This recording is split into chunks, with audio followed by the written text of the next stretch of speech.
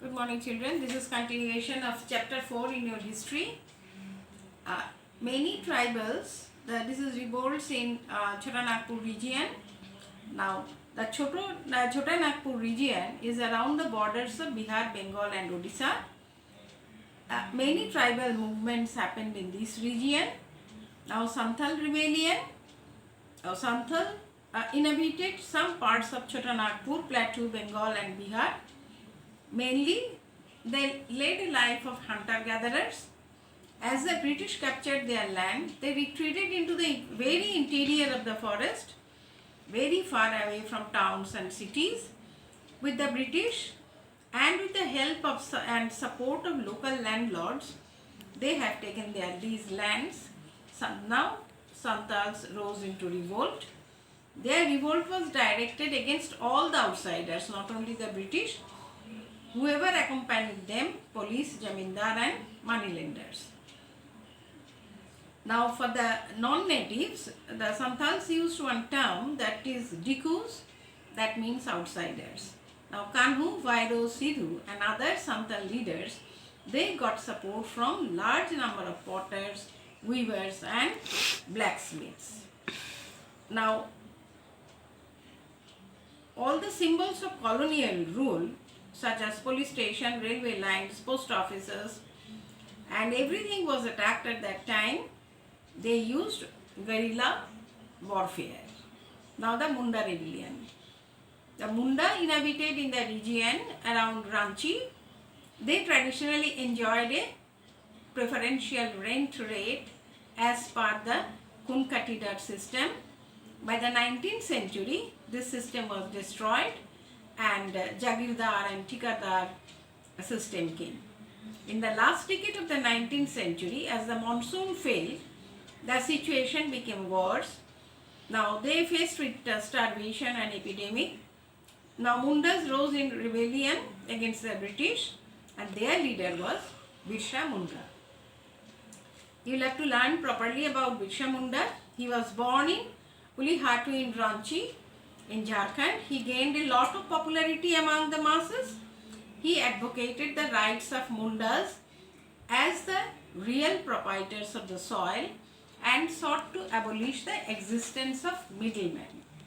Now he was captured by the British in 1900. He died in the captivity in Ranchi jail. The Kol and Khon rebellions. The Kol inhabited large portion of the Chota Nagpur region. They repelled to thwart British entry into the dominion. They joined the Munda rebellion. It was only in the middle of 19th century that Kols and Mundas were finally defeated. The Khons of Odisha rose in revolt in 1846 and they feared that British would appropriate their land. British entered into a peace settlement with them in 1848 and they have averted a large-scale revolt. Now revolt in the northeast, Khasi revolt. The interference of the British agents and Christian missionaries increased in the northeast region in the 19th century. This made the native inhabitants of the region suspicious of British intention. Khasis were a prominent tribe in the hilly region between Jantia and Garo hills in the northeast. They resented the coming of outsiders into their territories, including the Europeans and Bengali contractors. Now they even objected to the posting of British troops at the village of Naklau. They rose in rebellion, now led by Tirut Singh, when there was a proposal of construction of a road connecting Brahmaputra Valley and the Surma Valley that was to pass through their region. Now Khasis feared that it might pave the way for foreigners to establish their rule over them.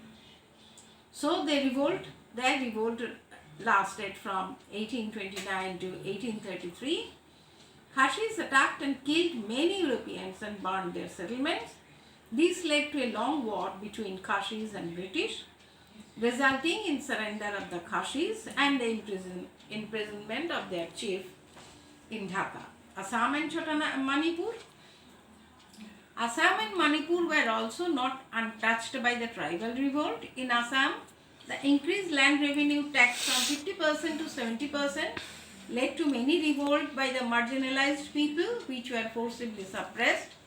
Manipur, the war between two brothers, Surchandra and Tikendrajit. Tikendrajit was a major reason for the revolt. Now, the part which was led by Tikendrajit fought bravely, but the power of British force was too much for them and they lost. Now the industries. The industrial sector massively contributes to the economic growth of a country. It generates huge employment opportunities and earns foreign revenue by exporting manufactured goods. India has been one of the largest exporter of textile, especially the fragile and exquisite muslin cloth in the world. Prior to the arrival of the British, craftsmen were organized into shrenis, each with its own rules and regulation, different classes. They had close tie-ups with the merchants who made enormous profit by selling their goods.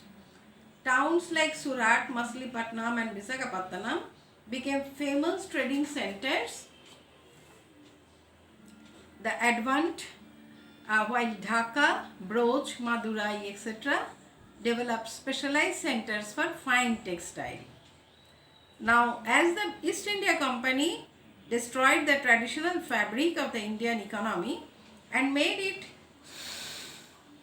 inferior to the, subservient to the needs of the British, land revenue policies of the British consolidated the position of a new class of zamindars and had bad effect on the peasantry.